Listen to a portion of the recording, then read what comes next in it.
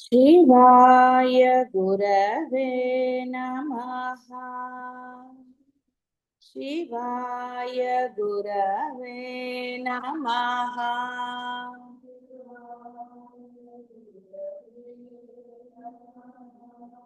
शिवाय गुरवे नमः।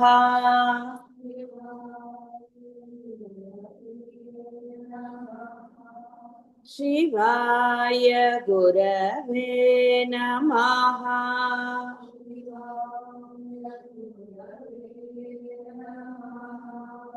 शिवाय गुरवे नमः।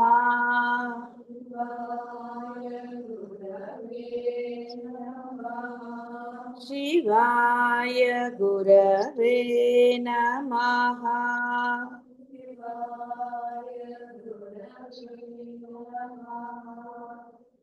అమ్మ ఏంటి ప్రసాదిస్తుంది, ఏమిటి ప్రసాదించదు, ఇవన్నీ కూడా తెలియనివి ఏం కాదు. కొంతమందికి అనుభవం, ఎక్స్పీరియన్స్, ఇలా ఒక్కొక్కరిది ఒక్కొక్క రకం. అయినా కూడా ఈ జీవుడు అనేవాడు పూర్తి విశ్వాసాన్ని ఎప్పుడు పెట్టుకోడు. వాడికి ఎన్నో అనుభవాలు ఉంటాయి. దైవాన్ని నమ్మినప్పుడు, గురువులను నమ్మినప్పుడు ఎలా వాడు లాభం పొందాడో, సంతోషాన్ని పొందాడో, ఇవన్నీ బాహ్యమైనవి.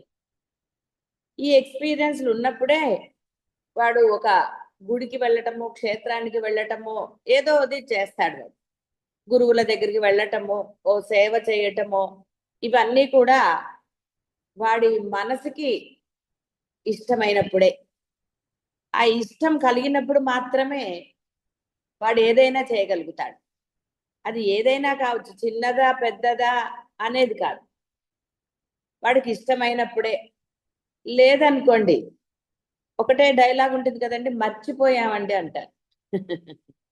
అది ఏదైనా సరే, నీకు ఇష్టం ఉన్నప్పుడు మర్చిపోతావా అని అడిగితే దానికి సమాధానం ఉంటుందా? ఉండదు. కాబట్టి ఇక్కడ ఈ జీవుడు అంటే ఎలా ఉంటాడంటే, వీడు ఎవరి ఎక్స్పీరియన్స్ వాళ్ళదే, మళ్ళీ దాని గురించి చెప్పక్కర్లేదు. ఇదంతా బాహ్యమైనది. ఇప్పటి వరకు కూడా అమ్మ నామాలు బాహ్యంగా అమ్మని ఎలా ఆరాధించాలి, ఎలా ఆవిడ యందు మనము భక్తిని చూపించాలి, ఎలా పట్టుకుంటే నీకు ఎలా ఫలితం లభిస్తుంది, ఆ సత్యాహ అనేది కూడా ఎలా లభిస్తుంది, కాబట్టి ఆ ముక్తి ఎలా లభిస్తుంది, ఇలా బాహ్యంగా మీరు చేయవలసిన నియమనిష్టలు పెట్టుకుంటే ఎలా మీకే లాభము అనేది అమ్మ స్పష్టంగా చెప్పింది. కృష్ణ పరమాత్మ కూడా అలాగే చెప్పాడు. ఎక్కడ హిడెన్ సీక్రెట్స్ అంటూ ఏం లేవు, అంతటా కూడా ఓపెనే. ఒరే ఇలా ఉండరా, ఇగో ఇలా పొందుతాం. నీ బుద్ధి ఎలా ఉంటే నీకు అలాగా. బుద్ధనుసారిణి కర్మ, కర్మానుసారిణి బుద్ధి. ఈ కర్మానుసారిణి బుద్ధి అన్నప్పుడు ఈ కర్మ ఎవరిదంటే నీ మనసే. బుద్ధి మనసు వేరు కాదు, నువ్వు అలా అంటావంతే. అప్పటి వరకు మంచిగా ఉన్న బుద్ధి కూడా వేరేగా ప్రవర్తిస్తుంది. ఎందుకు అన్నదానికి సమర్థింపులే ఉంటాయి తప్ప దానికి వేరేగా ఏది ఉండదు. ఏదైనా సరే, అటు దైవానిక ఇటు దీనిక దేనికైనా సరే, ఒక ధర్మం చేయాలన్నా, దానం చేయాలన్నా మనసుకి ఇష్టం కలిగితేనే చేస్తాడు.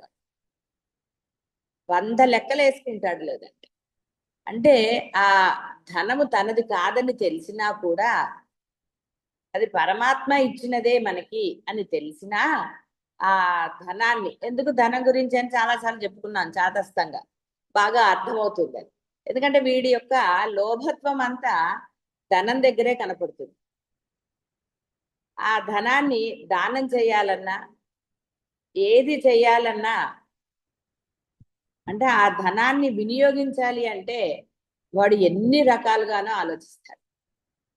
ఆ ఫలితం ఏంటి, కనీసం పేరు వస్తుందా, ఇలా అనేక రకాలుగా వాడు ఆ దాన్ని పట్టుకుని ఉంటాడు. ఈ మొదట వ్యామోహం నేను నశిస్తే తప్ప ఇవన్నీ నశించవు. అయితే ఈ నేను నశించకపోవడానికి ఒక కారణము అంటే అది భయంకరమైన నిజమైన ఈ ధనమే. నీకు ధనం పట్ల వ్యామోహం నశించినప్పుడే ఈ నేను తొందరగా నశిస్తుంది. ఇంటర్లింక్ లాగా ఉంటాయి. వాడు నేను లేకుండా ప్రవర్తన చేస్తూ ఉంటాడు, బానే ఉంటాడు. ఆ ధనం దగ్గరికి వచ్చేసరికి మళ్ళీ నేను కొండంత పెరిగిపోతుంది. ఇక దానితోటే నానా గోలలు. దానికి ఇక సమర్థింపులా ఇంకోట ఎన్నన్నా చెప్పుకుంటాడు. ఇదంతా బాహ్యమే. ఈ బాహ్యంలో వాడు నానా రకాలుగా, దాని వల్లనే వాడికి ముక్తి అనేది లభించదు. ఆ ధనం మీద వ్యామోహం వాడిని పర్వాలేదులే ఇప్పుడు ముక్తి పొంది నేనేం చేస్తాను, ఏదన్నా బాధ కష్టం వచ్చినప్పుడే వాడు దాన్ని కల.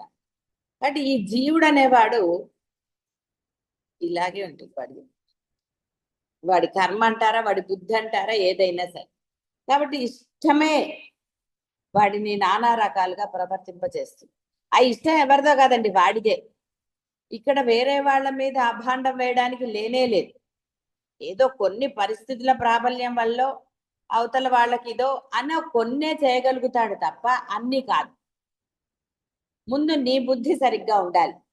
ఎంతో అనుభవము ఎన్నో ఉన్నాయి, అయినా సరే ఆచరణ దగ్గరకు వచ్చేసరికి అనవసరమైన ఎక్కడ ఆ ఆచరణ ఎక్కడ పెడుతున్నాము అనేది ఎంత ముఖ్యమండి. ఇలా రకరకాలుగా ఉంటుంది. ఇహ అమ్మ అంతర్ముఖ సమారాధ్య. రే బాహ్యంలో ఎన్ని చెప్పినా నీ బుద్ధి మారట్లేదు. ఎందుకంటే బాహ్యంలో గురువులకనండి, దైవానికనండి సమర్పించేటప్పుడు వాడి బుద్ధి లెక్కలు వేస్తూ ఉంటుంది. ఇది ఇవ్వచ్చా మనం, ఇంత అవసరమా అప్పుడు భలే గుర్తొస్తూ ఉంటాయి కదా అన్ని. ఇలా నైవేద్యాలు పెట్టండి, ఒక క్షేత్రానికి వెళ్ళినప్పుడు దానాలనండి, సమర్పించే దేంట్లో అయినా సరే, ఒక పండు సమర్పించాలన్నా వీడి మనసు ఒక్కొక్కసారి ఇష్టంగా ఉండదు. సేవలో కూడా అలాగే ఉంటాయి. ఇలా రకరకాలుగా ఉంటుంది వాడి బుద్ధి. బాహ్యంలో అంతా సర్వము ఆ బ్రహ్మమేరా, అన్యము లేదని తెలిసి కూడా వాడు నాది నాది నాది నాది అంటూ. పోనీ వీడేమన్నా పట్టుకు వెళ్తాడా, ఏదీ లేదు. తల వెంట్రుక కూడా నీతో రాదురా అని చెప్తారు. అయినా సరే ఏమిటి అలా చేయటం తప్ప అంటే, అవును తప్పే అది. నీకు ఇప్పుడు సత్యం తెలిసిన తర్వాత కూడా ఎందుకు నీకు ఈ లంపటం, ఎందుకు ఈ ఆతృత, తపన, ఏదో దాచేయాలి, ఎవరికో ఇవ్వాలి. మనస్ఫూర్తిగా వాడు ఏదీ చేయలేదు. అయితే మనస్ఫూర్తిగా వాడి పిల్లలకో ఏదన్నా చేస్తాడేమో, అది తర్వాత విషయం. కానీ ఎక్కడ చేస్తే అంటే నువ్వు ఎప్పుడైతే ఇష్టపూర్వకంగా దైవానికి గురువుకి చేసినప్పుడే నీకు ఆ యొక్క మానసిక ప్రశాంతత అనేది 100% దొరుకుతుంది. డబ్బు విషయమే కాదండి, మీరు సేవ చేసినా సరే. ఇప్పుడు మళ్ళీ ఇక్కడ డబ్బు వస్తుంది అనుకుంటున్నారేమో, నేను డబ్బు గురించి మాట్లాడలేదు. దైవం దగ్గర, గురువుల దగ్గర డబ్బు అనేది చాలా లో ప్రియారిటీ. అది అసలు కౌంటే కాదు. మీ మనసు లగ్నం అవ్వాలి అక్కడ, ఇష్టం ఉండాలి. ఏది చేసినా కూడా మనసులో లేస మాత్రమైనా సరే తేడా ఉంటే మీరు చేయలేరు. దానిలో తేడా మీకే తెలుస్తుంది, అవతల వాళ్ళకి తెలియక్కర్లా. దైవానికి గురువులకు తెలియటం ఎందుకండి, వాళ్ళు అవి ఆశిస్తారా? కాదు. చేస్తే నువ్వు బాగుపడతావు, నీ కర్మ నశిస్తుంది. కాబట్టి ఇక్కడ ఈ మనసు కనుక లగ్నం కాకపోతే వాడు రకరకాల సమర్థింపులు చెప్పుకుంటాడు, ఏదైనా చెప్పుకుంటాడు. ఈ బాహ్యంలో అన్ని ఇలాగే ఉంటాయి. ఒక ఆత్రం ఉంటుంది, తాను ఏమనుకున్నాడో అది తెలియాలి అంటే, తను ఉన్నతంగా ఆలోచించాడనో ఏదో ఒక రకంగా ఆ తాపత్రయం ఉంటుంది. అది కూడా కూడదు. అది దేన్ని సూచిస్తోంది? నేనును సూచిస్తోంది. మరి ఆ నేను ఉన్నప్పుడు నువ్వు ఎలాగా ముక్తి పొందుతావు? ముక్తి అంటే అర్థం జీవించినంత కాలం ప్రశాంతత, ఆనందం, హాయిగా ఉండటం. ఈ నేనుని మనం అన్నిట్లో పైకి తీస్తూ ఉన్నాం అనుకోండి, నేను అలా చేశాను, నేను ఇలా చేశాను అందుకని, ఇవి ఉండకూడదు. అక్కడే మౌనం ఉండాలి. అక్కడ కూడా సమర్థింపులు చెప్తే నేను బయటకు వస్తాను, వచ్చినట్టు లెక్క. కాబట్టి అమ్మ ఇహ ఇక్కడ కృష్ణ పరమాత్మ కూడా మనకి అదే చెప్తాడు. ఈ బాహ్యమైనవన్నీ చెప్పి అసలైన జ్ఞానం గురించి చెప్తాడు ఆయన. అంతర్ముఖ సమారాధ్య, అంతర్ముఖ రెండో ఖా చెప్పాలి. సమారాధ్య, ఆ ఆరాధన ఎలా చేయాలో తెలుసుకుందాం. నిష్కామనయ అంటే నిష్కామనయ, ఏ మాత్రం లేసమాత్రమైన కోరిక లేకుండా మనస్సుతో చేయబడు బాహ్య పూజ వలన చిత్తము శుద్ధి అవుతుంది. బ్రహ్మమునందు మనస్సు దృఢతగా అగుటయే చిత్తశుద్ధి. అంటే ఆ నిర్మలత్వం, ఏ భావము లేకుండా ఉండటమే చిత్తశుద్ధి. నైన కించిత్ కరోమీతి యుక్తో మన్యేత తత్వవిత్. దేహమందలి ధ్యాస నశించుటయే చిత్తశుద్ధి. చూసారా, దేహమందలి ధ్యానం, దేహం పట్ల ఇష్టం. దేహం అనగానే కేవలం మీ యొక్క దేహం అనే కాదండి, అన్ని ధ్యాస అన్న అదే చెప్పాం కదా. నేను, డబ్బు, వస్తువులు, ఆలోచన, డిస్కషన్, ఇవన్నీ కూడా నేనుకి సంబంధించినవే. చిత్తశుద్ధి అవుతుంది. చిత్తశుద్ధి కలిగిన అంతర్ముఖ పూజాధికారము అప్పుడే కలుగుతుంది. లేకపోతే లోపల ఏమున్నాయండి, నానా చెప్తుంది. ఇవ్వనా వద్దా, చెయ్యనా వద్దా, ఎంత చెయ్యాలి, వాడికి తేలలేదు అనుకోండి, వాడంతటా వాడు చేసుకోలేదు అనుకోండి, డిస్కషన్లు మొదలు. లేదా వాళ్ళకి చెప్పాలి, వీళ్ళకి చెప్పాలి, చెప్పకపోతే ఎట్లా, ఇలా అనేక రకాలు. కాబట్టి లోపల నిర్మలత్వం ఎక్కడుంది? నిర్మలత్వం లేనప్పుడు ఒక మంచి భావన నీలో ఎలా వస్తుంది? కాదు. ఒక మనిషి పట్ల మీ అభిప్రాయము కొంత వేరుగా ఉన్నా మీ యొక్క ఆచరణ సరిగా ఉండదు. అది మీ అందరికీ చాలా అనుభవం. ఎందుకంటే ఎవరు చిన్నపిల్లలు లేరు. మీరు ఎంత ఏజ్ తక్కువ చెప్పుకున్నా మీ ఏజ్ మీదే, అందులో ఏం సందేహం లేదు. కాబట్టి ఇక్కడ ఆ చిత్తశుద్ధి అంటే అర్థం అదే. అందుకని నువ్వు చెయ్యరా ఆ స్తోత్ర పారాయణం ఏదో ఒక రకంగా నా మీద మనసు పెట్టు స్వామి, నువ్వు కావాలనరా, నీకెందుకు, నీ చిత్తాన్ని నేను శుద్ధి చేస్తాను. అది భయమే వీడికి. అమ్మో అలా చేసేస్తే ఇప్పుడు డబ్బులు అవన్నీ ఏమైపోతాయి. అది ఆ ధ్యాస ఉన్నవాడు ఎప్పటికీ చేయలేడు. అందుకని నీ అంతటా నువ్వు ఆ చిత్తశుద్ధిని ఏర్పరచుకో. నీ వల్ల కాదు కాబట్టే ఆ స్తోత్రము, పూజో ఏదో చేస్తూ ఉన్నప్పుడు, సేవ చేస్తున్నప్పుడు ఒక నామాన్ని చెప్పుకుంటూ, స్తోత్రం చేసినప్పుడు అక్కర్లేదు కదా, వేరే చేస్తున్నప్పుడు నామస్మరణతో దృఢ చిత్తంతో, అంటే ఆ సంకల్పంతో ఎట్లా అయినా సరే నేను సర్వస్వ శరణాగతి పొందాలను,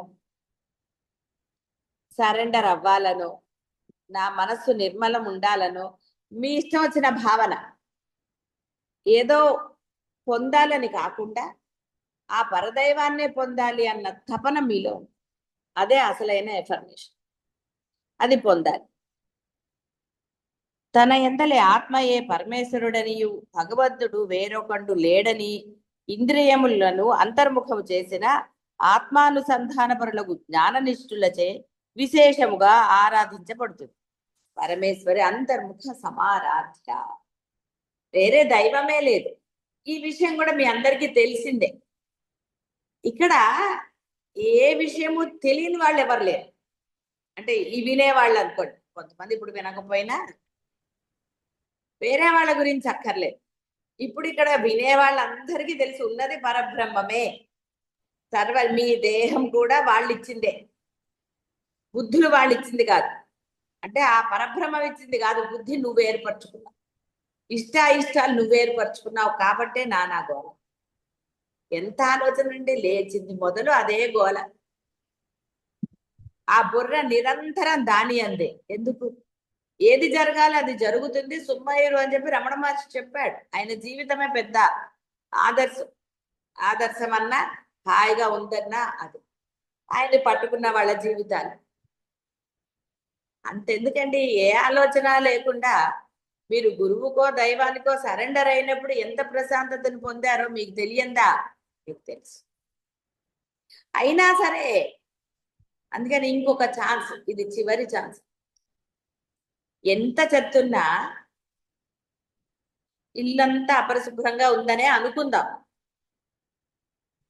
ఏదో కూర్చుని భోంచేయాలన్నా, ఒకటి ఏదైనా పని చేయాలన్నా కనీసం కొంత వివేకమో విచక్షణో, లేకపోతే కాస్త శుభ్రత ఉన్నవాడు ఒక ప్లేస్ శుభ్రం చేసుకుని అక్కడ కూర్చుంటాడు. దేని గురించి అయినా అనుకుందాం పోనీ.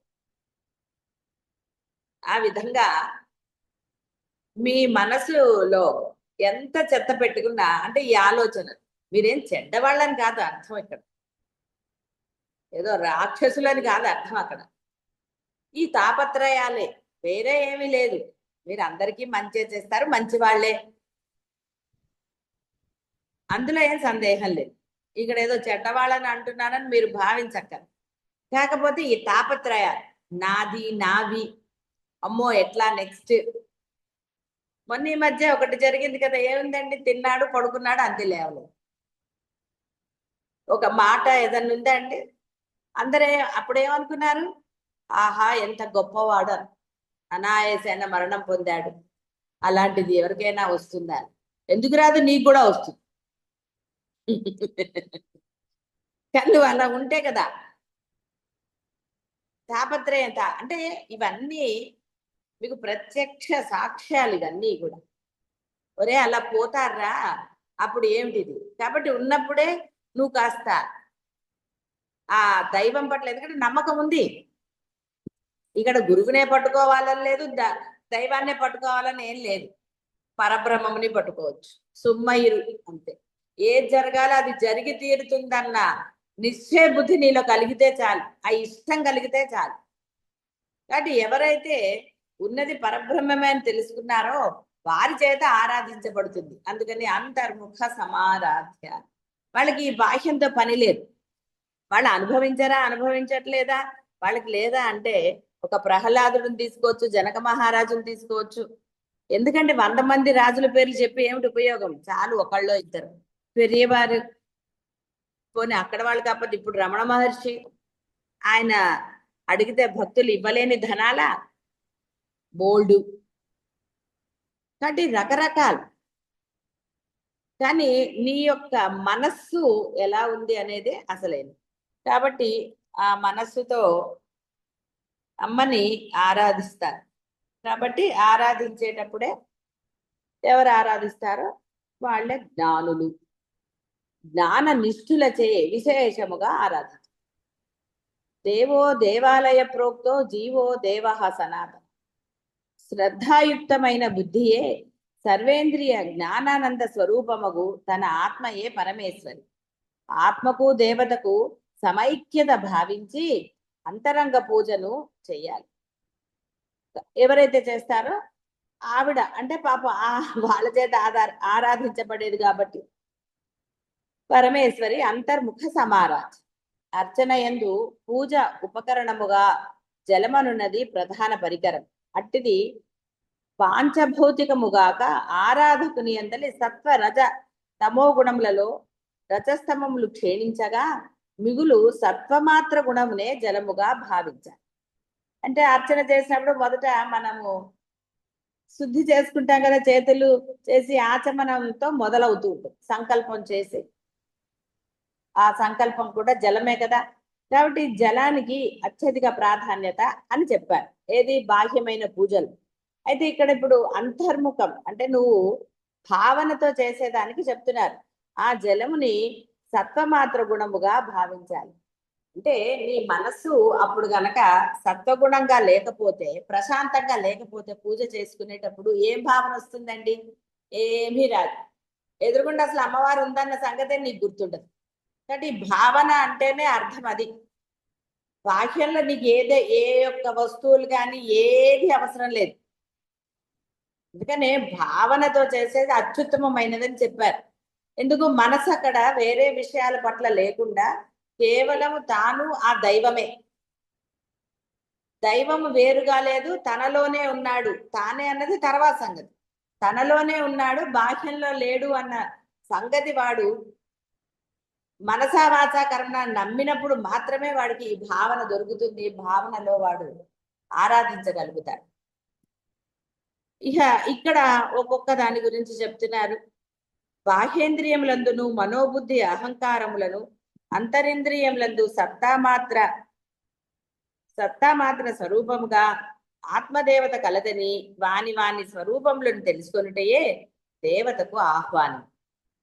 అంటే అర్థమైంది కదా, ఎవరున్నారో ఆత్మదేవత కలదని, ఎవరికి ఎవరు ఇష్టమో ఆ దేవతని ఆరాధించడం, అదే ఆ దేవతకి ఆహ్వానం. పిలవాలి కదా, మీ మనసులో ఒకరిని భావిస్తే అర్థం ఏమిటి, వాళ్ళని మీరు పిలిచినట్టు. మరి ఇంతమంది దేవతలు ఉంటే నీకు ఎవరు ఇష్టమో ఎలా చెప్పారండి, ఎలా చెప్తారు? ఎవరైనా సరే నీకు ఇష్ట దైవాన్ని ప్రార్థించరా అని చెప్తారు. ఎందుకంటే ఇష్టం ఉన్నప్పుడే మనసు లగ్నం అవుతుంది. ఇష్టం లేకపోతే మనసు ఎట్లా లగ్నం అవుతుంది? అవ్వదు. వేరువేరు ధర్మములు గల వీని గుణధర్మముల యొక్క భావమును నిరోధించి ఇవిను బ్రహ్మ పదార్థంగా భావించుటయే దేవతకు ఆసనము. వేరువేరు ధర్మములు గల వీని గుణధర్మముల యొక్క భావమును నిరోధించి అన్ని బ్రహ్మ పదార్థముగా భావించటమే. ఉన్నది బ్రహ్మమే. నువ్వు ఏ దేవతను ఆరాధించినా అదే. ఇక్కడ అన్యమైనది ఏదీ లేదు. నీ లోపలున్న పదార్థము కూడా బ్రహ్మ పదార్థం. నువ్వు లోపల విడిగా ఎలా వేయగలుగుతావు ఒక ఆసనం వేయాలి అంటే? కాబట్టి అక్కడ ఆ మనసునే ఒక మందిరంగా భావించి అక్కడ నీ భావనతో ఆ ఆసనాలను ఏర్పాటు చేస్తావు. ఇక్కడ చూడండి, 5 పైసల ఖర్చు లేదు. నువ్వు అక్కడ వజ్ర వైఢూర్యాలతో అలంకరించబడినా అనండి, చేయించినా అనండి, ఎలా అయినా సరే నువ్వు ఒక ఆసనాన్ని సమర్పించవచ్చు. 5 పైసలు ఖర్చు లేదు. కానీ అనుకున్నంత తేలిగ్గా భావన రాదండి. అబ్బా ఎంత హాయిగా ఉంది కదా, బాహ్యంలో అయితే గది దేవుడు గది ఇలాగా ఇన్ని పువ్వులు కొనాలి, దీపం వెలిగించాలి అని నువ్వు అనుకున్నా భావన రావటం అంత తేలికేంటండి? భావన మాత్ర సంతుష్ట అని ఒట్టిగా అవుతుందా? కాబట్టి భావన రావాలన్నా ఆవిడ అనుగ్రహం కావాలి. అంటే అర్థం ముందు నీ బుద్ధిలో ఆ మనస్సులో అన్య భావన లేకుండా ఉండాలి. అంటే అంతా కూడా ఆ యొక్క బ్రహ్మ పదార్థంగా నువ్వు భావించాలి. ఆరాధ్య దేవత యొక్క కుడి పాదము ప్రకాశాంశము శుక్లకాంతి కలదు, ఎడమ పాదము విమర్శాంశం రక్తకాంతి కలదు. ఆరాధకుడు వీని సమైక్య రూపం గల రక్త శుక్ల ప్రభను భావించుటయే పాచ్యం.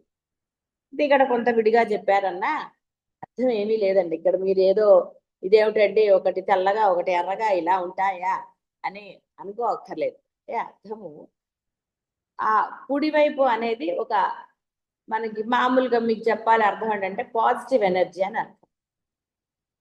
కుడి కాలు ముందర పెట్టిరండి అనే ప్రతి దాంట్లో మనకు చెప్తారు. ఎందుకు కుడి చేతితోటే నువ్వు అన్ని పనులు చేయగలుగుతావు.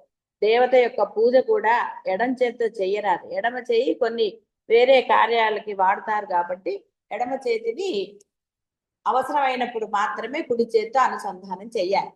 అందువలన ఇక్కడ కాలు కూడా అలాగే చెప్పారు. కుడి పాదానికి ఆ ప్రాముఖ్యతని. అంతే తప్ప 2 పాదాలు వేరు కాబట్టి ఏమిటి ఎడం కాలు అక్కర్లేదు అమ్మవారిని నాకు అనడానికి లేదు. అమ్మ కూడా మనం పీఠం వేసి కూర్చున్నప్పుడు కుడి పాదం కింద ఎడమ పాదం అలా ఉంటాయి. కాబట్టి ఇక్కడ మీరు వేరు భావం తీసుకోకండి. అక్కడ ఆ యొక్క మనకి దక్షిణ పార్శ్వాలు ఇవన్నీ చెప్తూ ఉంటారు. అంటే ఆ పక్కనది ప్రాముఖ్యత. 2 కలిస్తేనే ఒక దేహం ఏర్పడుతుంది. కాబట్టి ఒకటి లేకపోతే ఎలా? కుడి చెయ్యి అనేది మనము దైవ కార్యాలకి ఒక పవిత్రమైన దానికి వాడతాం కాబట్టి దానికి ఆ ప్రాముఖ్యత. ఆహ్వానించబడి దయచేసిన గమనశ్రమ నివారణార్థం లఘు ఆహార సేచనార్థం అర్ఘ్యము. ఆరాధకుడు తాను వేరనుభావం నశించి దేవతయే తానను కలుగుటయే అర్ఘ్యము. కాబట్టి అమ్మని ఆహ్వానించి కూర్చోబెట్టి ఆచారం అంటే అర్ఘ్యం ఇస్తారు. అంటే కష్టపడి వచ్చారు, ఇంటికి రాగానే మంచినీళ్ళు అడుగుతారు కదండి. మామూలుగా శాస్త్ర ప్రకారం అడగాలి. ఇంటికి ఎవరు వచ్చినా సరే ముందర జలం కావాలని అడగాలి. పాపం కష్టపడి వచ్చారు, ఎట్లా అయినా సరే కారులో వచ్చినా సరే అడగటం నీ ధర్మం.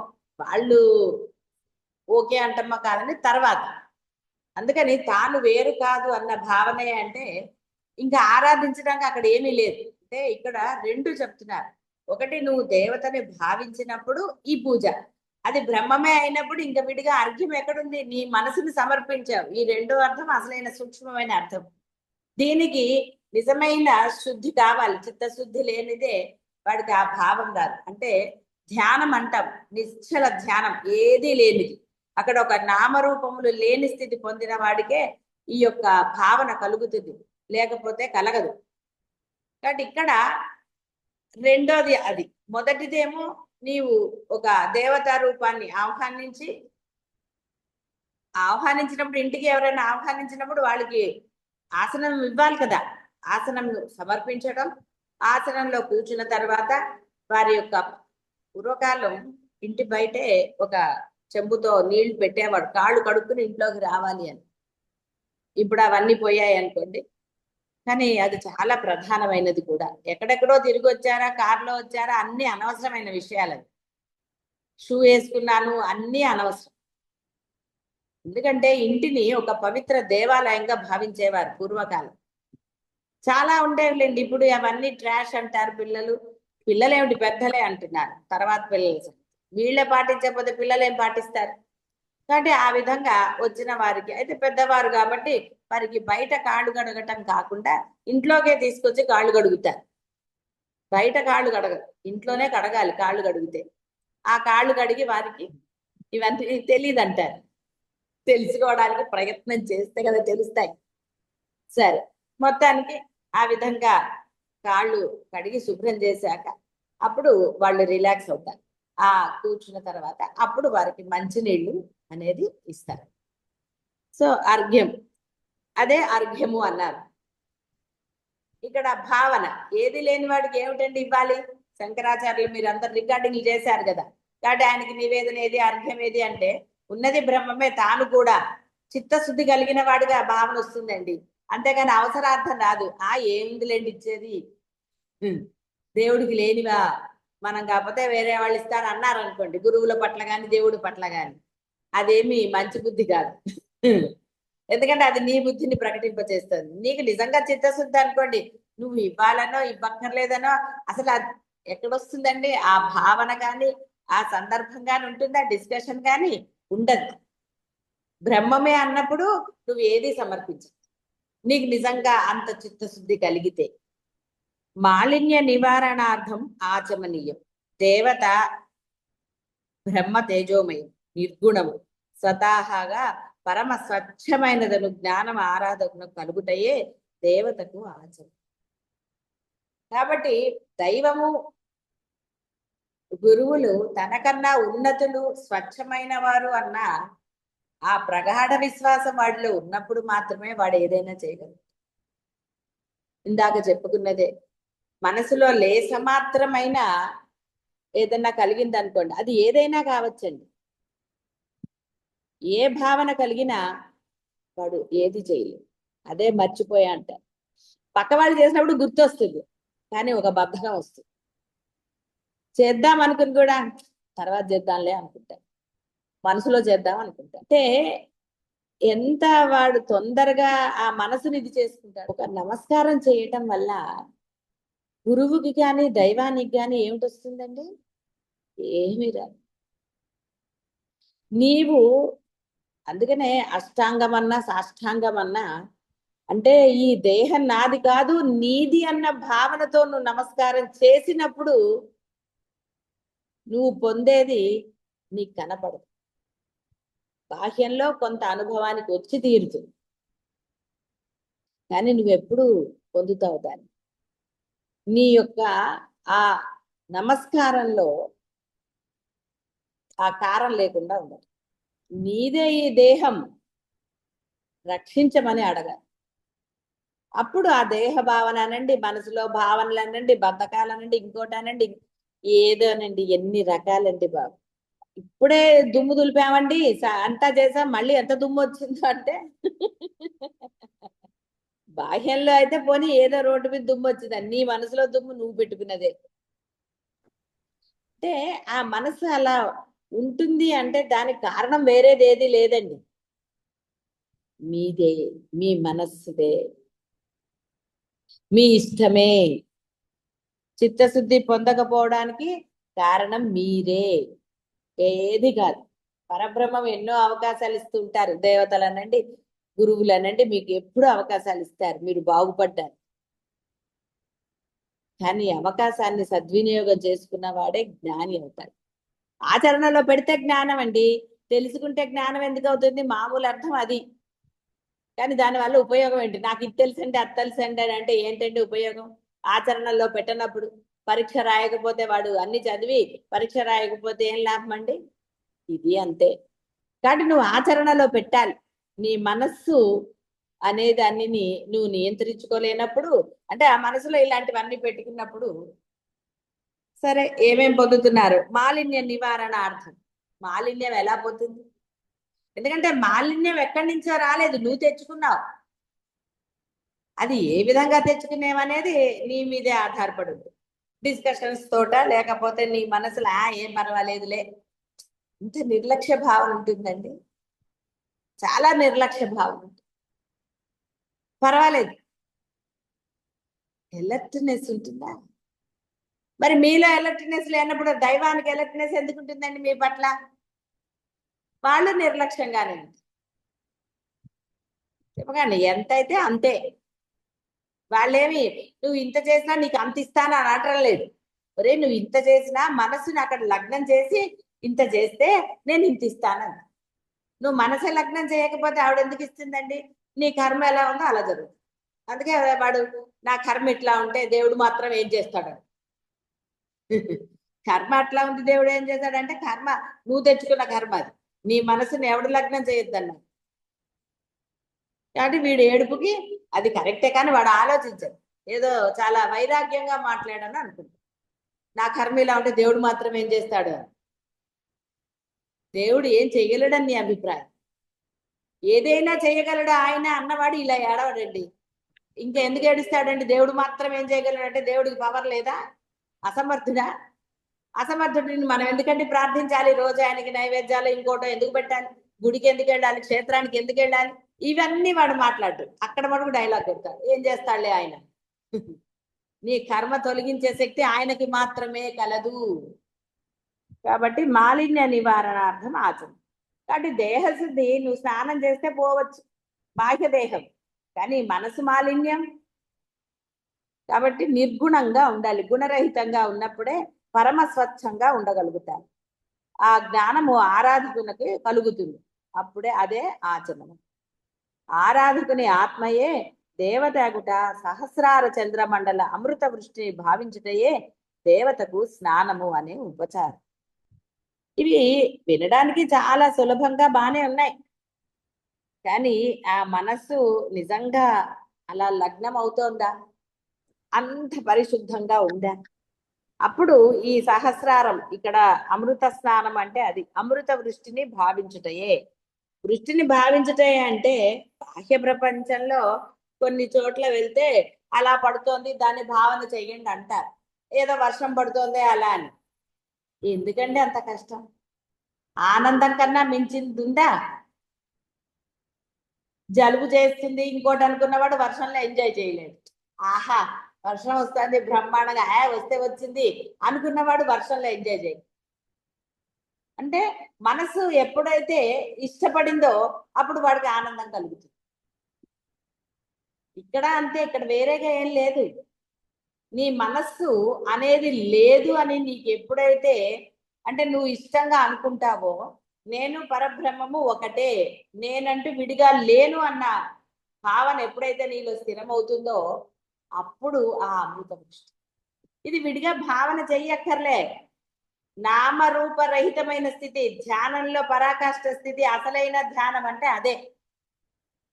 ఇక్కడ ధ్యానానికి ఏదో ఉంది, ఇంకో నామం ఉంది, పేరుంది, అవి అనటం కాదు. ఏది లేదండి, నిర్గుణము.